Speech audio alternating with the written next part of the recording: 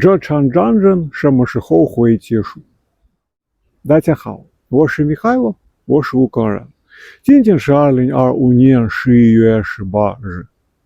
今天我有两条消息想给大家说一下。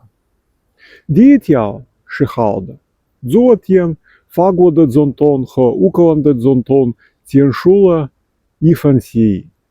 根据那份协议，10年之内，乌克兰会买100架法国制造的最新的战斗机，也会买8套法国制造的最新的防空系统。这样，乌克兰军队会变越来越强。